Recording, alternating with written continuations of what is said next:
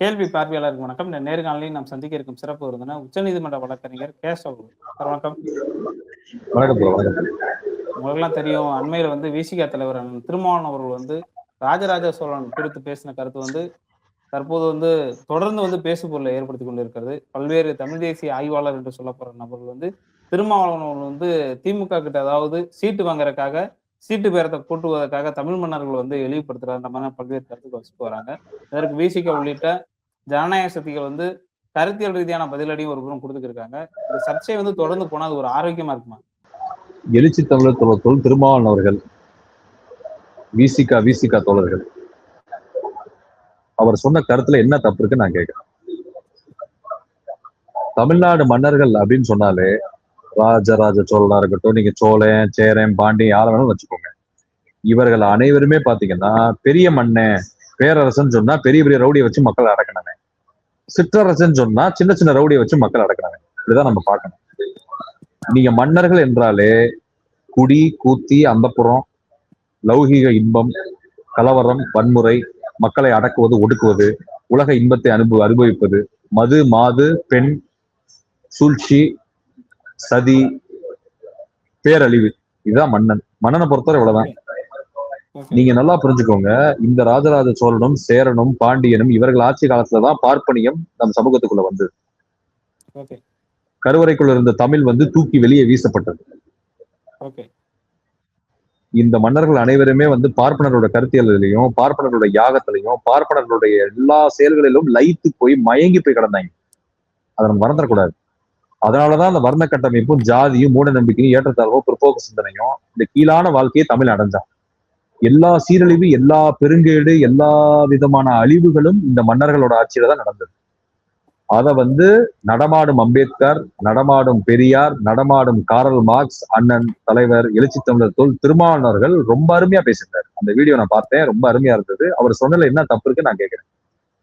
இன்னைக்கு ஏழை, எளிய, ஒடுக்கப்பட்ட, பிற்படுத்தப்பட்ட, நலிந்த, விளிம்பு நிலை சாமானிய மக்கள், ஓபிசி, எஸ்சி, எஸ்டி, ஏழை மக்கள், அன்றாட காட்சி மக்கள், பட்டியல் சமூக மக்களா இருக்கட்டும், பிற்படுத்தப்பட்ட சமூக மக்களா இருக்கட்டும், என்ன எப்படி சொல்றதுன்னா தோழர், எளிய மக்கள், வறுமையில் வாழக்கூடிய மக்களின் தலைவனாக எழுச்சி தமிழர் தோழர் திருமாவளவன் இருக்கிறாரு. விசிக தொண்டர்கள், விசிக தோழர் இருக்கிறாங்க. ஒரு அம்பேத்கர், பெரியாரிய, மார்க்சிய கருத்தியலை உள்வாங்கின தலைவர் என்பவர் அப்படிதான் பேசுவார். ஒரு வரலாற்றின் உண்மையை பேசுவாரு, மக்களின் மன குமுறலை பேசுவார், மக்களின் மன வெளிப்பாடு அவர் பேசுவார். ஏன்னா அப்ப அவர் சொன்னது என்ன தப்பு இருக்கு நான் கேட்கிறேன். எனக்கு எவனுமே அரசன் கிடையாது அப்படின்னு சொல்றாரு. ஆமா, ஒரு மனிதனுக்கு இன்னொருத்த மேல கிடையாது, ஒரு மனிதனுக்கு இன்னொருத்த கீழே கிடையாது, மேலையும் கிடையாது, கீழையும் கிடையாது, எல்லாரும் சமம். அதுக்கடுத்து பாத்தீங்கன்னா அவர் சொல்றாருல்ல, திருமாவளவன் அழகா சொன்னாரு, எனக்கு எவனும் அரசன் கிடையாது, நான் அரசன் மீது எனக்கு நம்பிக்கை கிடையாது, நானும் யாருக்கு அரசன் கிடையாதுன்றாரு. கரெக்ட் தானே? அதான சமத்துவம், சமூக நீதி, அதுதானே திராவிடம். அதான் அழகா சொன்னாரு. இன்னொரு விஷயம் சொன்னாரு, சமத்துவ சமூக நீதி தமிழ் தேசியம் தான் திராவிடம் அப்படின்ட்டு. என்ன ஈரோட்டு பூகம்பம் தந்தை பெரியார் மட்டும் வரலன்னா இந்த 2000 ஆண்டுகள் போற்றி பாதுகாக்கப்பட்ட பழமைவாதம் தகர்ந்து விழுந்திருக்காரு. அதை நம்ம ஒத்துக்கிட்டு தான் ஆகணும்.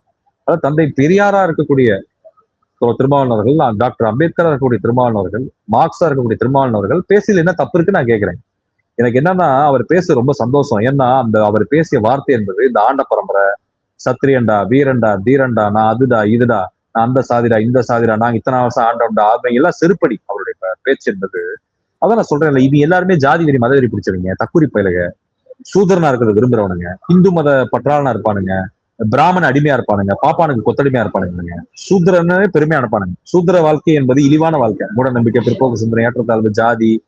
சூத்திர வாழ்க்கை என்பது மிகவும் இழிவான வாழ்க்கை, அதை நீங்க பெருமையா நினைப்பாங்க. அப்படிப்பட்ட அவங்களுக்கு பாத்தீங்கன்னா திருமாவளவன் தோழர் மாதிரி ஒரு அறிவான ஆளை பார்த்தா பயம் வரதானே செய்யும்.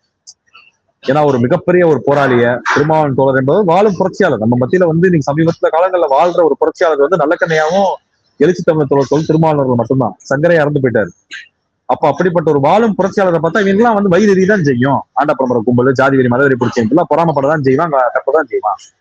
நான் என்ன சொல்றேன், அவர் பேசுறது நல்லது. ஏன்னு கேளுங்களேன், மக்கள் விழிப்படைகிறான், இளைஞர்களும் மாணவர்களும் விழிப்படைகிறான். அவர் பேச்சின் மூலமாக இன்னைக்கு பல பேர் அறிவை பெறுகிறான். நம் தமிழன்னா யாரு, பெரியாரியம், அம்பேத்கரியம், மார்க்சியம் எவ்வளவு முக்கியமான கருத்தியல் நம்ம வாழ்க்கையில அப்படின்றத நீங்க உணர்றான்.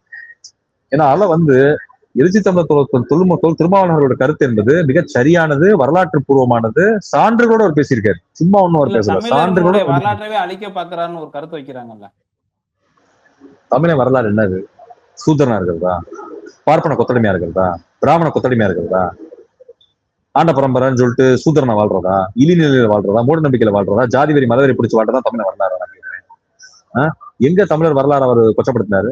ஏண்டா மனுஸ்மிருதியை பத்தி பேசுனா இப்படி வந்து இந்து மதத்தை அட்டாக் பண்ணிட்டாருன்றீங்க, இந்த மாதிரி உண்மையை பேசுனா தமிழர் வரலாறு கொச்சப்படுத்துறாருன்றீங்க. ஏண்டா அவர் ஒரு ஜனநாயக சக்தி, மதசார்பற்ற ஒரு ஜனநாயக சக்தி, அம்பேத்கரை பெரியாரிய மார்க்சிய கொள்கையின் கலங்கரை விளக்கம் எழுச்சி தமிழர் தோழர் திருமாவளவன், போர்ப்படை தளபதி, ஒரு மா வீரன், ஒரு போராளி. அப்படிப்பட்ட ஒரு மாபெரும் தலைவரை நீங்க பாரு ஜஸ்ட் லைக் தட் போயிட்டு நீங்க மாதிரி சொல்லிட்டு இருக்கிறீங்க. இந்த மாதிரி வந்து அவர் தமிழ் வரலாறு கொச்சப்படுத்திட்டாரு. இன்னைக்கு ஏன்டா டே தமிழ் தேசிய மாநாடு நடத்துறேன்னு சொல்ற தலைமை யாரா இருக்கா? எழுச்சி தமிழர் தொல் திருமாவளவர்கள் சொல்றாரு, போன வாரம் சொல்றாரு, 2 வாரத்துக்கு முன்னாடி ஒரு மேடையில நான் பார்த்தேன் அந்த ஸ்பீச். அழகா சொல்றாரு, தமிழ் தேசிய மாநாடு நடத்துறேன், எழுச்சி மாநாடு நடத்த போறேன் அப்படின்றாரு. யார் சொல்லுவா அந்த காலத்துல? யோசிச்சு பாருங்க. பிரபாகரன் யார் கொண்டாடுவா? பெரியார் யார் கொண்டாடுவா? அம்பேத்கர், மார்க்ஸ் யார் கொண்டாடுவா? சீமான் கொண்டாடு. சைமன் செபஸ்டியன் அவன் ஒரு பொறுக்கி, அவனை பத்தி பேசாதீங்க. அவன் போலி தமிழ் தேசியவர். எழுச்சி தமிழர் தொல் திருமாவளவர்கள் உண்மை தமிழ் தேசியவர், உண்மையான போராளி, உண்மையான புரட்சியாளர். ஏன்னா அதான் நான் சொல்றேன் தோழர், நம்ம வந்து என்ன சொல்றதுன்னா வந்து மார்க்ஸ், அம்பேத்கர், பெரியாரும் நம்ம நேர்ல பார்த்தது கிடையாது. ஏன்னா நமக்கு முன்னாடி பல நூற்றாண்டுகள், பல 50 ஆண்டுகள் முன்னாடி அவங்க இருந்தவங்க. அவங்க இப்ப நம்ம அவங்கள லைவ்ல பார்க்கணும்னா நீங்க தயவு செய்து எழுச்சி தமிழர் தொல் திருமாவளவர்கள் போய் பாருங்க. நான் அப்படிதான் நான் சொல்லுவேன். ஏன்னா ஒரு போற்றி பாதுகாக்கப்பட வேண்டிய பொக்கிஷம் அவர் தமிழ் சமூகத்துல. அவரை வந்து நீங்க அட்டாக் பண்றதை நம்ம வன்மையா கண்டிக்கணும். எழுச்சி தமிழர் தொல் திருமாவளவர்கள் நம்ம பாதுகாக்கணும். ஏன்னா நான் என்ன சொல்றேன்னு தோழர், நீங்க ஒண்ணும் இல்ல, ராஜராஜ சோழன் கோயிலுக்கு, அந்த பிரகதீஸ்வரர் கோயிலுக்கு போங்க.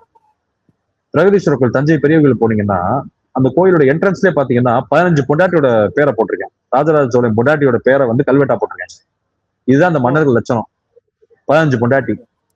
ஏன்னா அதுக்கப்புறம் இன்னொன்னு பாத்தீங்கன்னா, இந்த ராஜராஜ சோழன்ல இருந்து இந்த ராஜராஜ சோழன் மறைவெல்லாம் பாத்தீங்கன்னா பிரகதீஸ்வரர் கோயில்ல வந்து பாத்தீங்கன்னா 4வது மாடியில இருந்து கீழே விழுந்து செத்து போயிட்டாரு. அப்ப இந்த ராஜராஜ சோழனை கொலை பண்ணது யாரு? பாப்பான் தானே கொண்டிருப்பான். யோசிச்சு பாருங்க. மர்மமான முறையில சாகுறாங்க. நந்தன் எப்படி செத்தாரு? ராமலிங்க அடிகளார், வள்ளலார் மறைவும் இன்னும் மர்மமா தான் இருக்கு. நீங்க பாருங்க, எல்லாருமே பாருங்க. நீங்க காந்தி பாருங்க, நத்தராம் கோட்சே போய் சுட்டு கொண்டான். இப்படி வரலாற்று எடுத்துக்கிட்டீங்கன்னா பார்ப்பனர்கள், இந்த பார்ப்பனிய கருத்தியல் என்பது, இந்த RSS பாஜக கருத்தியல் என்பது அடிப்பது, அழிப்பது, கெடுப்பது, நாசமாக்குவது, ஒழிப்பது, இப்படிதான் இருக்கு அந்த வரலாறு. அதான் எழுச்சி தமிழர் தொல் திருமாவளவர்கள் ஓப்பனா பேசிட்டாரு. என்ன தப்பு இருக்கு? நாங்க அவர் கரெக்டா தான் பேசிட்டு இருக்காரு. இன்னமும் அவர் அதிகமா பேசணும். இந்த மாதிரி எனக்கு ரொம்ப சந்தோஷமா இருக்கு எனக்கு. இதனால வந்து பாப்பானுங்க கதறானுங்கன்னா சூத்திரன் ஏன் கதறான்னு எனக்கு ஒன்றும் புரியல. எழுச்சி தமிழர் தொல் திருமாவளவர்கள் பேச்ச கேட்டு RSSம் பாஜகவும் பார்ப்பனர்கள் தான் கதறுவான். எனக்கு சூத்திரன் ஏன் கதறான்னு எனக்கு ஒன்றும் புரியல. இந்து சூத்திரன் ஏன் கதறான்னு எனக்கு ஒன்றும் புரியல. ஜாதி வெறி மதவெறி பிடிச்ச ஏன் கதறான்னு எனக்கு ஒன்றும் புரியல. ஏன்னா அவன் ஆண்ட பரம்பரைன்றான், இவர் வந்து அறிவு பரம்பரைன்றாரு. எழுச்சி தமிழர் தொல் திருமாவளவர்கள் பேசுறது அறிவு பரம்பரை. இப்ப எங்களுக்கு வந்து அறிவு பரம்பரை தான் வேணும். எங்களுக்கு தலைமை வந்து எழுச்சி தமிழர் தொல் திருமாவளவர்கள் தான். எங்களுக்கு வந்து ஆண்ட பரம்பரை தேவையில்லை. ஜாதி வெறி மதவெறி எங்களுக்கு தேவையில்லை. ஜாதி மதம் எங்களுக்கு வேண்டவே வேண்டாம். எங்களுக்கு அம்பேத்கரை பெரியாரிய மார்க்சிய கருத்தியல் போதும். அதை வந்து நான் ரொம்ப சந்தோஷப்படுறேன். தமிழ்நாட்டு இளைஞர்கள், மாணவர்கள், பெண்கள், இஸ்லாமியர்கள், கிறிஸ்தவர்கள், சிறுபான்மையினர், ஏழை எளிய மக்கள், நலிந்த விளிம்பிலை சாமானிய மக்கள், பிற்படுத்தப்பட்ட பட்டியல் சமூக மக்கள் அனைவருமே வந்து இன்று விசிகாவையும் விசிகா தோழர்களையும் எழுச்சி தமிழர் தொல் திருமாவளவர்களை புரிந்து கொண்டார்கள். அவர் பாதையில் தான் பயணம் செய்கிறார்கள். நம்ம அனைவருக்குமே வழிகாட்டி எழுச்சி தமிழர் தொல் திருமாவளவன். இப்ப தேர்தல் சமயம், இந்த தேர்தல் நேரத்துல இந்த மாதிரியான ஒரு சர்ச்சையான கருத்தை ஏற்படுத்துறது வந்து தமிழ் மக்கள் மத்தியில் வந்து ஒரு அதிருப்தி ஏற்படுத்திருக்காங்க. தமிழ் மக்கள், தமிழர்கள், உண்மையான தமிழர்கள், உண்மையான தமிழ் ரத்தம் ஓடுதுன்னா அவன் எழுச்சி தமிழர் தொல் திருமாவளவர்களை வந்து ஆதரிப்பான். விசிகாவை ஆதரிப்பான், விசிகா தோழர்கள் ஆதரிப்பான். ஏன்னு கேளுங்களேன், திருமாவளவர்கள் இன்னும் இது மாதிரி அதிகமா பேசணும். ஏன்னு கேளுங்களேன், இப்படி பேசதான் மக்கள் விழிப்படைகிறான், அறியாமையிலிருந்து வெளியே வர்றான், ஒரு தமிழன்ற உணர்வுல வர்றான், ஒரு முற்போக்கு சார்ந்த பகுத்தறிவு சார்ந்த வாழ்க்கைக்கு வர்றான், சுயமரியாதை வாழ்க்கைக்கு வர்றான், அம்பேத்கர் பெரியாரிய மார்க்சிய கருத்தியல் பாதைக்கு வர்றான். அவர் இந்த மாதிரி அதிகமா பேச இன்னமும் விசிகா பலமடையும், விசிகா வாக்கு வங்கி கூடும், விசிகா வந்து இன்னும் மகத்தான வெற்றிகளை குவிக்கும். ஏன்னா இன்னும் பாருங்க, நீங்க பாருங்க, விசிகா வளர்ச்சி இன்னும் பயங்கரமா போகும் பாருங்க. இந்த மாதிரி அவர் பேசணும் அதிகமா. அதான் என்னோட கோரிக்கை. இந்த மாதிரி பேசதான் விசிகா வளரும், விசிகாவுடைய அரசியல் வந்து வளரும் தமிழ்நாடு. அப்படிதான் நான் பாக்குறேன். ஓகே சார், பல்வேறு கருத்துக்கள் வந்து வழங்கியிருக்கேன். மிக்க நன்றி. நன்றி.